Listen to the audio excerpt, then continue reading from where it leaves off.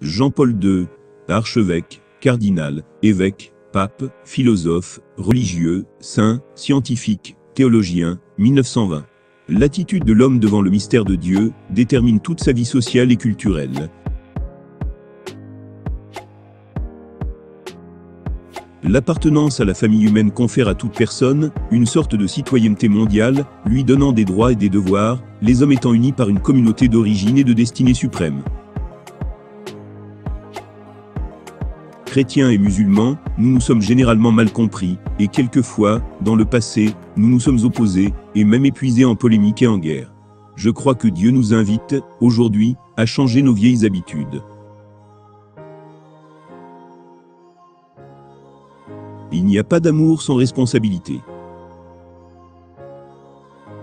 N'ayez pas peur. De quoi faut-il ne pas avoir peur? Avant tout de faire la vérité sur nous-mêmes. L'éducation est plus qu'un métier, c'est une mission, qui consiste à aider chaque personne à reconnaître ce qu'elle a d'irremplaçable et d'unique, afin qu'elle grandisse et s'épanouisse. Les médias sont des instruments dont se sert le péché pour imposer à l'opinion publique des modèles de comportements aberrants. La condamnation du racisme, la protection des minorités, l'assistance aux réfugiés, la mobilisation de la solidarité internationale envers les plus nécessiteux ne sont que des applications cohérentes du principe de la citoyenneté mondiale.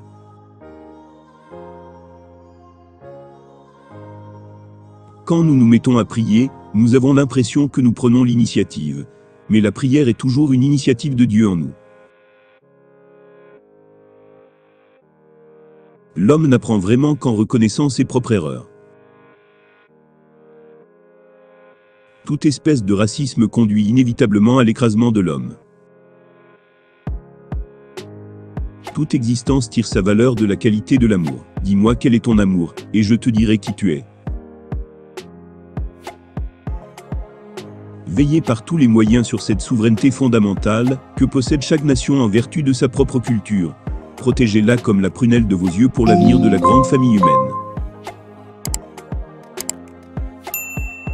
La question de l'existence de Dieu demeure intimement liée à celle de la finalité de l'existence même de l'homme. L'homme qui pardonne, ou qui demande pardon comprend qu'il y a une vérité plus grande que lui.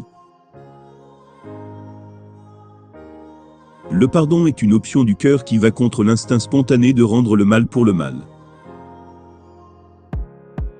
Faire le bien ne va pas de soi. La vérité n'est pas toujours conforme à l'opinion de la majorité. Dieu a créé l'homme intelligent et libre. La prétention qu'a le terrorisme d'agir au nom des pauvres est une flagrante imposture. La vérité n'accepte pas d'être arrêtée par une quelconque frontière. Faire l'expérience de Dieu reste toujours à la portée de chaque homme. Un grand défi est proposé à l'homme, celui de perfectionner tout ce qui est créé, que ce soit lui-même ou le monde. Vous valez ce que vaut votre cœur. L'homme ne cesse pas d'être grand, même dans sa faiblesse. La permissivité ne fait pas le bonheur.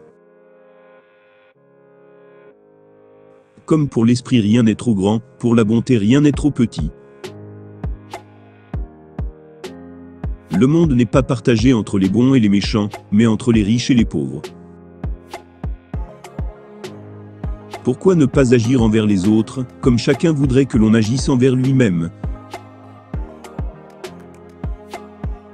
Plus j'avance en âge, plus les jeunes m'exhortent à rester jeune. Avant de continuer la vidéo, pensez s'il vous plaît à vous abonner et à mettre un j'aime, cela nous aiderait pour le référencement de la chaîne et celui de la vidéo. Bonne suite. La mission des femmes est d'être dans la société actuelle témoin des valeurs essentielles, qui ne peuvent se percevoir qu'avec les yeux du cœur. Ce n'est qu'en se dépassant que l'homme est pleinement humain. L'Europe doit respirer avec ses deux poumons, celui de l'Est et celui de l'Ouest. Qu'est-ce que l'Évangile? C'est une magnifique justification du monde et de l'homme, parce que c'est la révélation de la vérité sur Dieu.